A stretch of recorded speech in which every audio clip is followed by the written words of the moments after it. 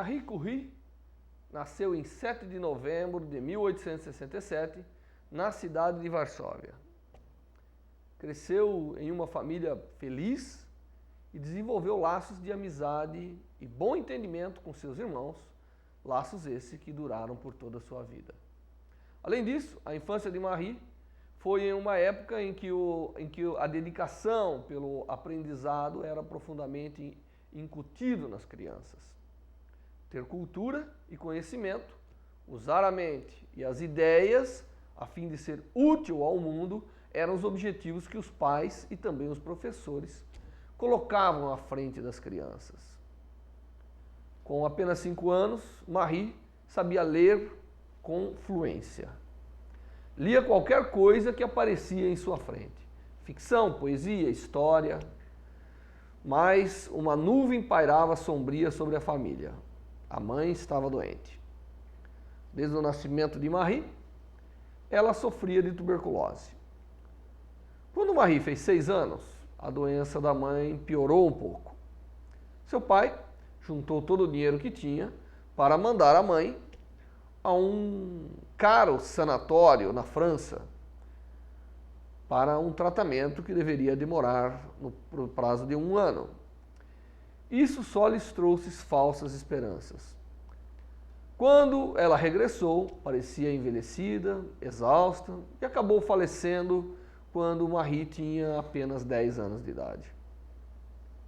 Durante os primeiros anos, depois da morte da mãe, Marie Curie fazia grandes progressos em seus estudos. Seus professores diziam que ela era uma criança extraordinariamente inteligente. 2 anos à frente de seus colegas de turma. Ela trabalhava muito e sempre com muita seriedade. Em 1883, quando tinha 15 anos, ao terminar o curso secundário, Marie ganhou uma medalha de ouro que atestava o seu sucesso e dedicação aos estudos. Mas foi somente no ano de 1890 que Marie partiu para Paris com o objetivo de completar seus estudos na Universidade Sorbonne. E após, seus planos era voltar imediatamente para dar aulas na Polônia. Em Paris, junto com aproximadamente 12.000 alunos, Marie agora tinha o direito de frequentar suas salas de aula e usar as bibliotecas das mais importantes universidades da época. Havia até mesmo um lugar para ela nos laboratórios de ciência. Durante os anos que se seguiram, ela morou em uma sucessão de minúsculos apartamentos, minúsculos cômodos, todos eles com aluguel muito barato, que era o que ela podia pagar na época. Não eram lugares aconchegantes, mas Marie não se importava com isso. Ela apenas queria um lugar para dormir e estudar. Os primeiros exames de Marie estavam próximos e a sua vida parecia estar numa balança. Todos os anos de sacrifício e trabalho, até então, haviam sido dedicados a superar esse grande obstáculo, que era passar nos exames preparatórios. Ela fez seu primeiro exame em julho de 1893. Quando os resultados foram anunciados, Marie, com 25 anos de idade, tinha tirado, certamente, o primeiro lugar. No ano seguinte, 1894, Marie conheceu Pierre Curie. Foi o início de uma amizade que se transformaria em um amor intenso, em uma parceria de renome mundial. Pierre propôs-se a convencer Marie a ficar em Paris, casar-se com ele e juntos começarem um trabalho científico considerado importante na época. Finalmente, em 26 de julho de 1895, eles se casaram. Em outubro do mesmo ano, o casal já havia se instalado em um pequeno apartamento em Paris e retomado suas pesquisas científicas. O próximo objetivo era começar a trabalhar em sua tese de doutorado. Para tanto, teria que encontrar um assunto para a pesquisa. Assunto esse que deveria abrir novas perspectivas no campo científico, como era desejado de toda a tese de doutoramento na época. O simples fato de ter tomado essa decisão já representava na realidade uma grande abertura, pois nenhuma mulher em toda a Europa havia completado até então uma tese de doutorado. Marie começou a procurar por um assunto. O primeiro passo foi a leitura dos relatórios das últimas experiências feitas por cientistas de todo o mundo. Um deles, em especial, chamou-lhe a atenção.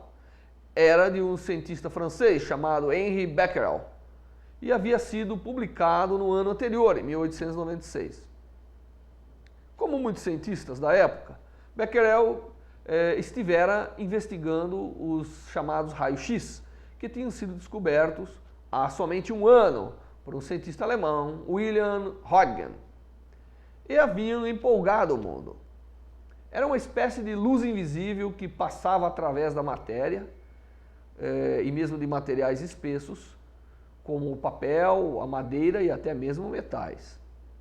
Logo, os cientistas descobriram que essa luz era capaz de atravessar o corpo humano. Henri Becquerel, além de pesquisar o raio-x, também descobriu a radioatividade através da manipulação do urânio. Foi com os olhos voltados para esses elementos que Marie continuou suas pesquisas. Naquela época, os cientistas conheciam apenas 83 elementos químicos que constituíam uma tabela periódica. Marie sabia que o urânio emitia radiação, mas a pergunta era a seguinte: será que outros elementos seriam também capazes de emitir radiação? Bem, ela testou todos os elementos conhecidos até então e descobriu que o elemento tório também era radioativo. Em seus primeiros resultados, ela já observou que, se eles estivessem corretos, então apenas amostras que continham urânio ou tório seriam radioativas. Como isso era verdade, Marie propôs colocar de lado todas as amostras não radioativas e voltou a sua atenção apenas para as amostras radioativas. Ela mediu a radioatividade de cada uma das amostras e aí aconteceu algo totalmente inesperado. As amostras contendo urânio ou tório emitiam raios que eram muito mais intensos do que os que poderiam ser produzidos pela quantidade de urânio ou tório contida naquelas amostras que ela tinha. Quando testaram um minério chamado Beckblenda, por exemplo, ele era 4 vezes mais radioativo do que as substâncias químicas testadas que continham a mesma quantidade de urânio. Só poderia haver uma explicação para tal fato. Devia existir alguma outra coisa no minério Beckblenda muito mais radioativo que o urânio ou o tório. Mas ela estaria presente em quantidades insignificantes, pois ninguém a havia notado antes. Era uma questão apenas de atividade radioativa. Mal podia acreditar na possibilidade do que lhe veio à mente naquele momento. Ela havia testado cada um dos elementos já conhecidos. Será que havia descoberto um novo elemento? Desconhecido até então da ciência e da humanidade. A tarefa que tinha pela frente assumia agora uma grande importância. Se ali realmente houvesse um novo elemento, um elemento com extraordinária radioatividade, então seria uma descoberta de grande significância para o mundo, pois a radioatividade começava a ter os seus primeiros aplicativos. Marie iniciava um período em que seu trabalho seria um esforço supremo de fé em seu próprio conhecimento e discernimento. Não tinha dúvidas de que estava na pista de um novo elemento, fortemente radioativo. Mas outros cientistas duvidavam. Estavam certos de que ela simplesmente havia cometido um engano em seus cálculos. Na verdade, Marie e Pierre descobriram não um, mas 2 novos elementos químicos. Em julho de 1898, conseguiram confirmar a existência de um deles, que denominaram de polônio, em homenagem à terra natal de Marie, Polônia. Mas todas as evidências apontavam para um outro elemento, ainda oculto. No fim do mesmo ano, já tinham plena certeza da existência deste outro elemento e deram-lhe o nome de rádio. No fim de 1899, o trabalho, desenvolvido por cientistas da Alemanha, Áustria e França, desencadeou uma explosão de descobertas simultâneas. Na França, Pierre Curie descobriu que existiam 2 tipos de raios emitidos pelo rádio. Ernest Rutherford denominou esses raios de raios alfa e raios beta. Esses raios, dizia ele, eram partículas que se soltavam do átomo à medida que ele se desfazia, que ele se desintegrava. À medida que avançavam em suas pesquisas, os cientistas iam elaborando um quadro cada vez mais claro de como o átomo era constituído. Em 1911, Rutherford já havia desenvolvido um quadro muito semelhante ao que temos hoje, que é o chamado átomo nucleado, constituído do núcleo e de elétrons ao seu redor. A ciência moderna estava agora no caminho certo para a liberação e o aproveitamento da enorme energia armazenada no átomo. E tudo isso aconteceu porque a jovem Marie Curie havia lançado a descoberta do rádio entre os cientistas da vanguarda da época. Em 1900, o rádio já havia revelado um outro grande segredo. Dois cientistas alemães descobriram que ele tinha importantes efeitos sobre o corpo humano, sobre tecidos biológicos. Pierre também fez descobertas semelhantes, testando o efeito do rádio sobre a sua própria pele. Ele permaneceu com uma amostra de rádio colocada presa ao braço durante 10 horas. A pele ficou vermelha, como se tivesse sido queimada. Após vários dias, apareceram crosta e depois uma ferida, que precisou de curativos constantes. Quando a pele finalmente cicatrizou, 52 dias depois, ainda restou uma lesão. Em 1903, Pierre havia colaborado com 2 médicos franceses que testavam a ação do rádio em animais doentes. Surpreendentemente, o rádio destruiu as células infectadas desses animais. Agora, com esses testes, surgia uma possibilidade inteiramente nova: a cura para as vítimas do câncer. As novas técnicas de tratamento do câncer tornaram-se conhecidas como Curie-terapia, terapia devido aos Curies. Agora estava claro que o rádio teria que ser purificado melhor, em grande escala, para ser aplicado em terapias médicas, como era o caso do câncer. E assim surgiu uma nova indústria. Enquanto isso, Marie preparava sua tese de doutorado, que ficou pronta em 25 de julho de 1903, e versava sobre o estudo da radioatividade. Antes de terminar o ano, a glória máxima viria coroar o sucesso do casal Curie. Em dezembro, eles ganharam o mais importante prêmio científico internacional, o Prêmio Nobel. Mas os Curies não estavam se sentindo suficientemente bem para viajar até a Suécia, a fim de receber o prêmio e fazer a conferência do Nobel sobre o trabalho. Durante os 4 anos que trabalhou na purificação do rádio, Marie tinha perdido cerca de 7 quilos. Por algum tempo, Pierre havia sofrido com dores agudas nas pernas e com tremores.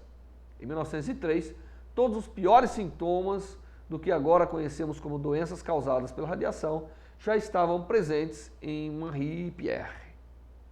No final do mesmo ano, foi criada uma cadeira de professor para Pierre, na Universidade de Sorbonne, na famosa Sorbonne, em Paris.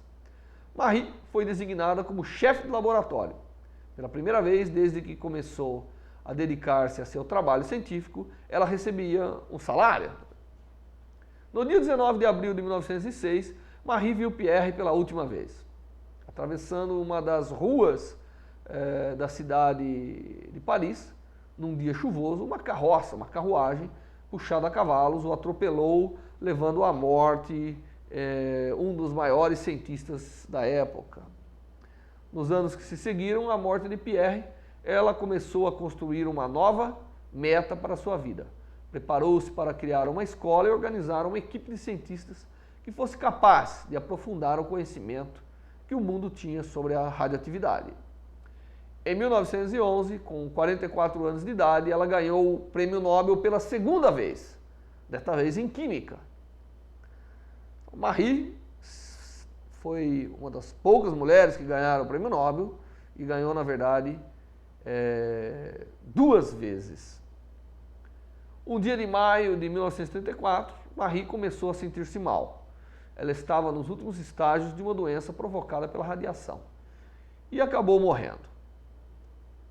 Marie tinha 66 anos quando morreu no dia 4 de julho de 1974. Foi sepultada 2 dias depois ao lado de Pierre, seu marido. Marie Curie deixou uma grande contribuição para o mundo. A descoberta do rádio possibilitou o tratamento do câncer, que salvou ou prolongou milhões e milhões de vidas ao longo desse último século e do começo desse século.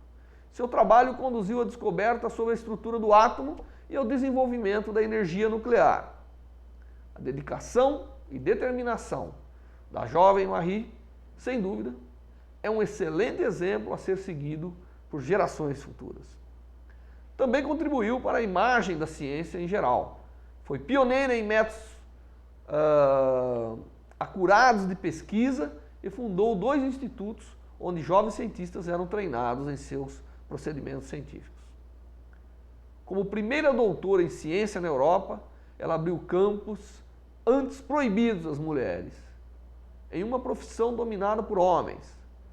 Dedicou toda a sua vida à ciência por acreditar profundamente nos benefícios que poderia resultar para a humanidade. Essa foi sua contribuição humanitária. Para nós, o desafio é fazer uso correto dos conhecimentos que ela desencadeou.